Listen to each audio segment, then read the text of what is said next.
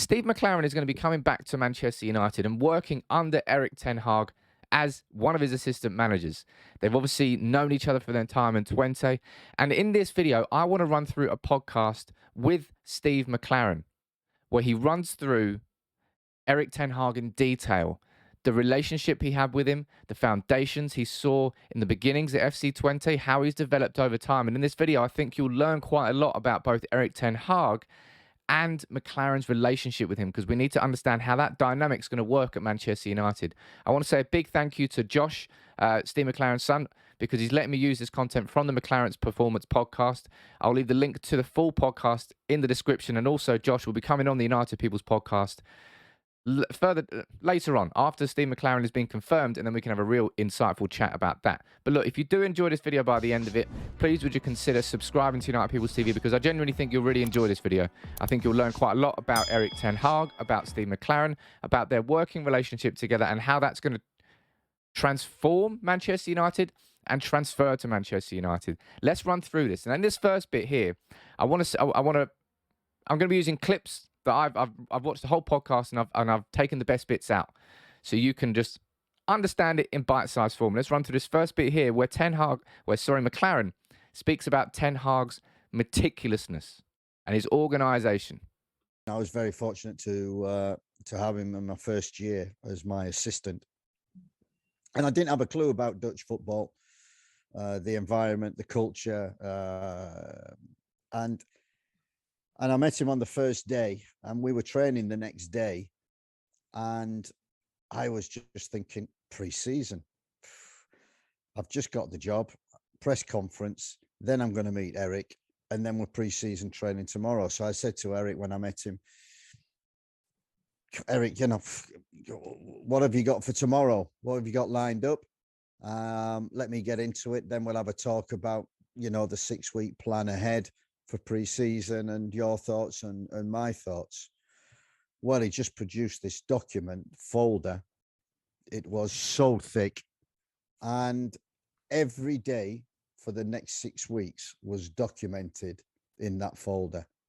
Every minute of every day, from staff getting in the morning, meetings, medical meetings, players training, what time they train, who carries the equipment down to the training ground, drinks breaks at this time for 3 minutes, and then back to work, passing drills for 10 minutes, possession for 15 minutes, another drinks break, phase of play. And he, one day he said, and trainer, this is your 20 minutes that you've got just to work on whatever you want to work on.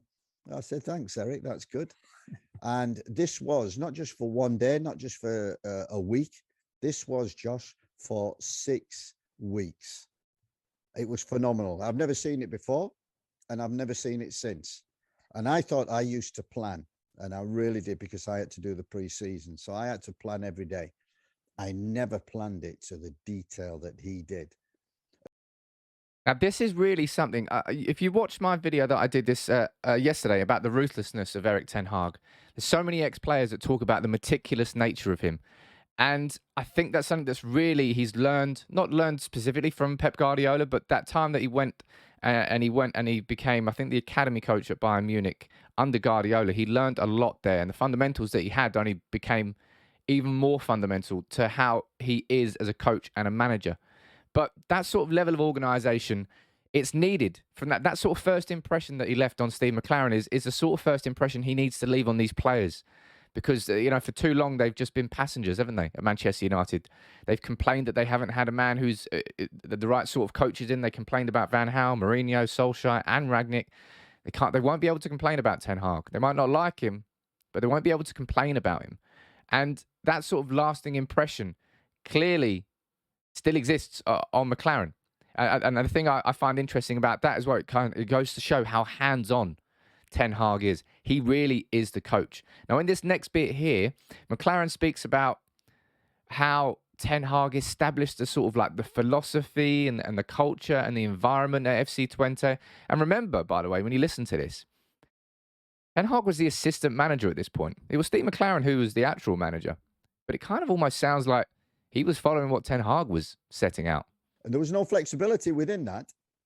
That's what you did. There were long days, long hours, a lot of technique work, tactical work. But I tell you something, the work was fantastic. What he built at 20 when I went there, because he started off in the academy and he built his way through. So basically, that club, he built the philosophy, the culture, the environment, the way they work, what they work on. And that's in every age group. And the detail was absolutely phenomenal. And that's one thing that's always stuck in my mind. And it gave me actually a good 6 weeks in the preseason to buy into. I had to buy into their culture. I had to buy into what, the 20 way. And I bought into that within 2 or 3 days. It was exceptional work, not just himself, but all the staff around him. He had total control over the environment, total control over the players. And basically, he allowed me to watch and observe and buy into what they were doing, which I did. And that continued throughout his preparation for opponents, his preparation for games was. I've not seen it before. I've not seen it since. Again, the amount of times that Steve sort of refers to the preparation that Erik Ten Hag had. Not only that, but it's his concept is the way he's speaking about him building the culture and the philosophy and everything inside this FC20 team, to the point where Steve McClaren almost felt like he had to buy into it. Again, I said this, like, he was the manager. It was Erik Ten Hag was the assistant. It'll be a different dynamic at United, but that's how much influence he had in the early days at 20. And that's the sort of influence he needs at United. That's what we've missed. We talk about the United way. Well, the United way was a certain way under Fergie, and it's just all been ripped to shreds now. So we need somebody to come in and establish, truly establish an actual identity and a culture and a way of playing. And Ten Hag really is the man for that. And also, there's something that, it's a bit cliche, this, but it sticks in my head because it's something that I truly believe in, and it's something that I feel can happen under Erik Ten Hag. And it's this: he keeps talking about preparation for opponents, about preparation for training, about the meticulous level of detail. And it means that United will be in the best possible position to succeed, because success doesn't happen overnight, first of all, and success doesn't happen randomly. Success happens when you prepare for it and you work towards it.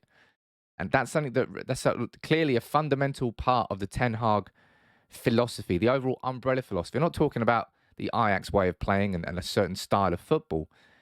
Just like the principles upon which that philosophy is built. That's got to be almost more exciting than the football itself. That's the sort of thing that needs to come into this culture and change. And I've talked about it before here on United People's TV. When Fergie came in the 80s, we had a massive drinking culture at United.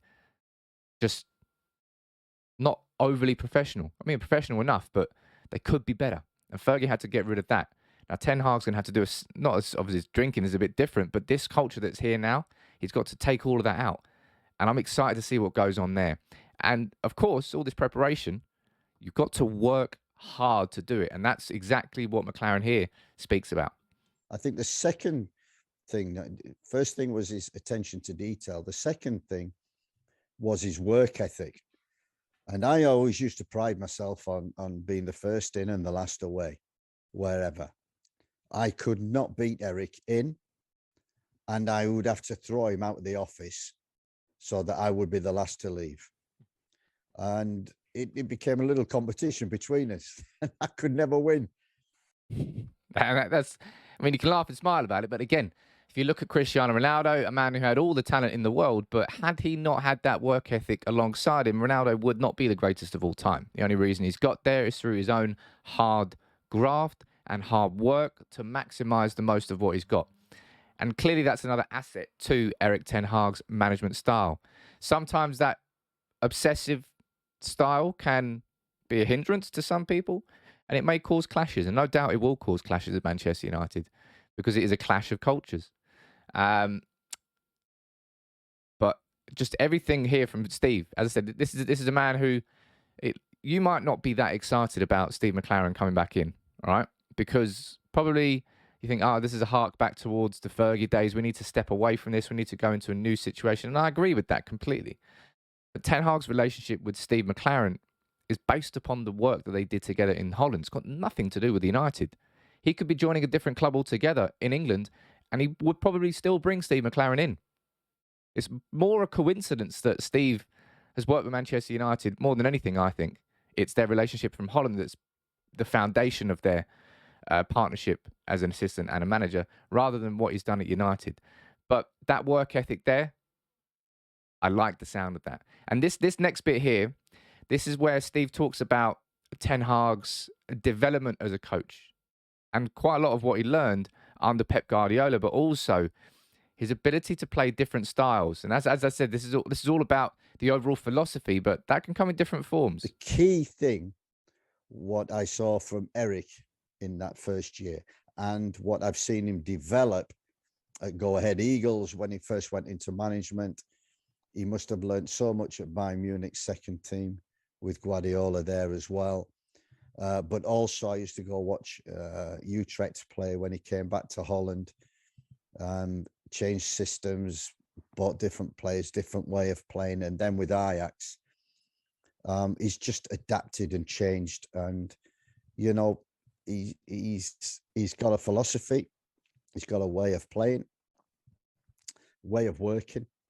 It's very detailed, very structured, but it works. And he's not just got one system, which is 4-3-3 or 3-4-3. He played a 4-4-2 diamond with Utrecht. I've seen him do different things with Ajax. Go Ahead, they were in the second division playing football, which I didn't think was possible in the second division in Holland. And again, this is something that I'm particularly excited about. Now, if you look at Ajax now, it's quite a, I wouldn't say a stubborn system, but it's a very obvious system. It's a 4-2-3-1, two central midfielders, one number 10. They've got a certain way of playing. Over the course of his career at Twente and Go Ahead Eagles and Utrecht and working under Guardiola as a B team coach, he's had different styles. He's taken it all on board and has built this style that he has now. But tactical flexibility is a big thing that this next coach at Manchester United, Erik Ten Hag, has to have, because we've had a real stubbornness. Maybe that's through a lack of understanding of the game from Ole Gunnar Solskjaer. I think that was a big criticism towards him. Mourinho was stuck in his ways, and it either worked his way or it didn't work at all. But maybe that's not the sort of approach that works particularly well with football players in the modern age. Well, clearly not. It's not worked at Manchester United. I'm excited. I don't know. Of course, this is some Ten Hag propaganda, and you're going to get more of it on United People's TV. I'm not going to apologise about that. But it's just good to hear from somebody who really has worked with Ten Hag in his early days. He saw him as a young coach, Steve McClaren, and he's seen where he is now.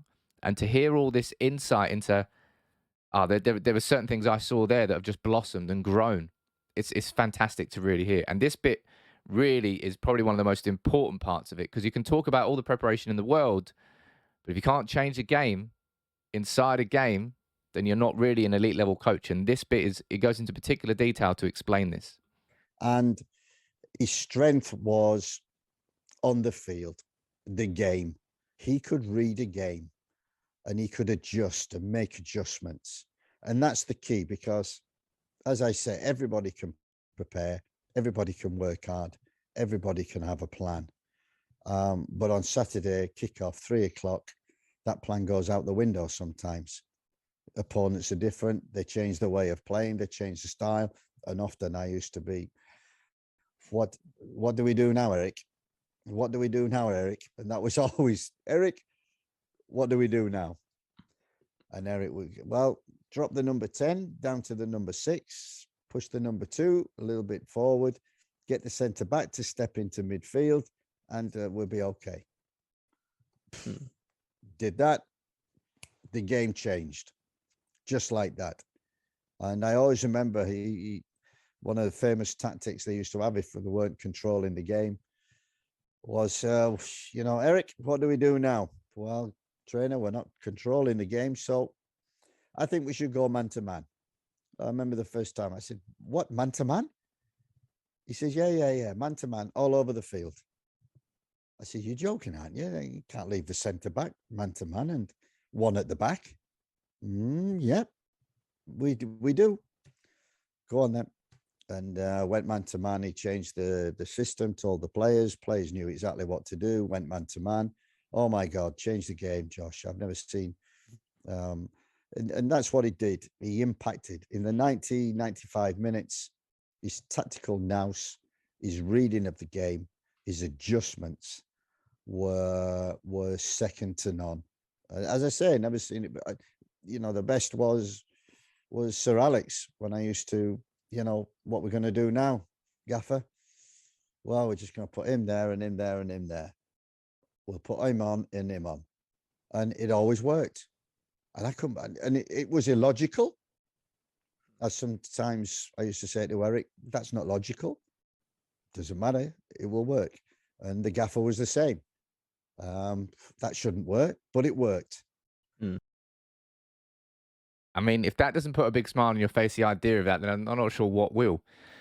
I remember when, I don't know why it always sticks in my head, but I remember the I don't know exactly why it sticks in my head. The Champions League game against Real Madrid, Fergie's last Old Trafford, the nanny red card. And I will always remember when, as soon as that red card happened and Mourinho got off the bench, Modric, on you go, and the game flipped. Modric scored. Obviously, he played it. I think he might have got the assist for the second as well.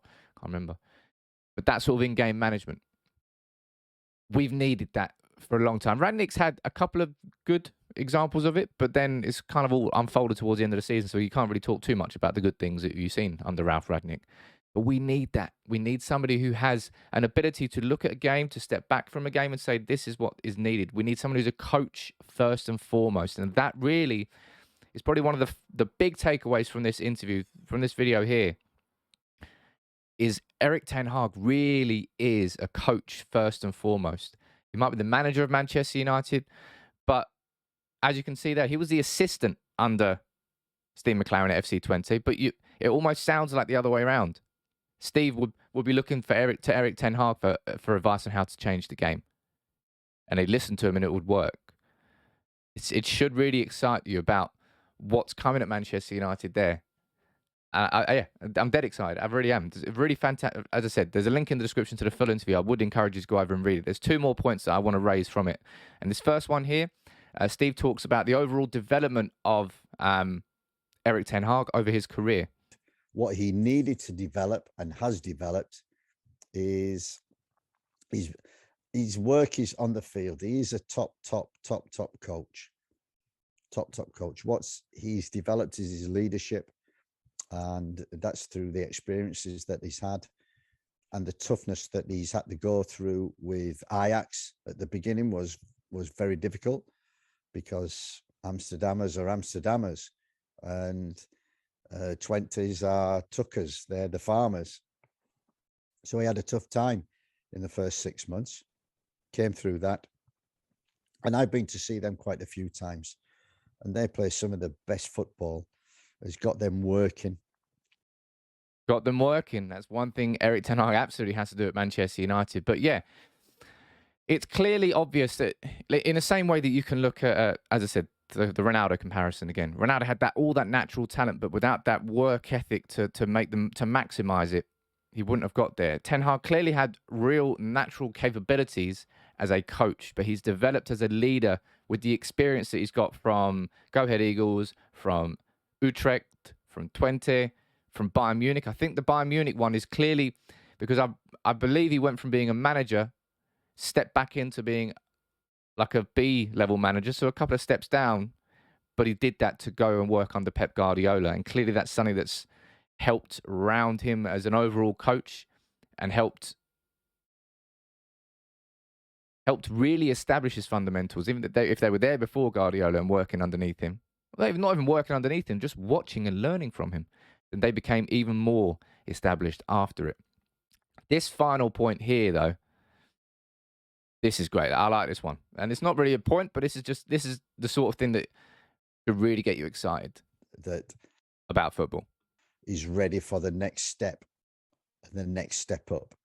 And whether it's Manchester United or whether it's a big team in Germany, Erik's always plotted and planned his progress in terms of from coach to manager, and from manager to top manager. The next move is going to be very important for him. So he will take his time. He will plan meticulously for that. He will want exactly what he wants. That's what the Dutch way is. Very stubborn. Mm. And believe you me, if he goes wherever he goes and the players buy in, oh my God, things can really take off. I mean, come on. Come on. What's not to like about the idea of that? What's not to like about it? He is a man who clearly is that. That's something that I think we've all appreciated straight away is during this whole interview process of Ten Hag getting the job, it was almost like Ten Hag was interviewing the club at the same time. You know, are you really, in the same way that maybe Rooney questioned the ambitions back in 2010? As fans, it was hard for us to swallow that pill. Well, it was for me anyway. I fell out with Rooney for a long time. I realised, Captain Hindsight now, that Rooney was right and I was wrong to sort of purely stand in Fergie's corner. But he's had that stubbornness in getting the job. He's made sure that everything that he's wanted is there, or if it's not there, it's going to be there. And that's what John Murtough's doing behind the scenes. But I want to say, as I said, one more time, a big thank you to Josh from the McClaren's Performance Podcast, Steve McClaren, son, for letting me use the content here. And there is a link to the full interview in the description. It's a 50-minute interview. I would encourage you to go over there and listen to it. And I can't wait to get Josh on the United People's podcast. But this video, as I said, hopefully has helped you understand exactly what the relationship has been like between Steve McClaren and Erik Ten Hag, and also giving you a bit more insight really into how Erik Ten Hag has developed as a coach, what Steve has seen hands-on from that young coach who was there at 20 as Steve's assistant to this now Manchester United's manager. It's going to be a bit of a weird dynamic, I think, for Steve to come in as the assistant under him, but I think he'll revel in it. I think if it's a partnership that Erik Ten Hag wants, and it's a partnership that I want to have at United. You can let me know what you think about it in the comments below. If you did enjoy the video, please would you consider dropping a like on it and subscribing to United People's TV if you're new. Take it easy.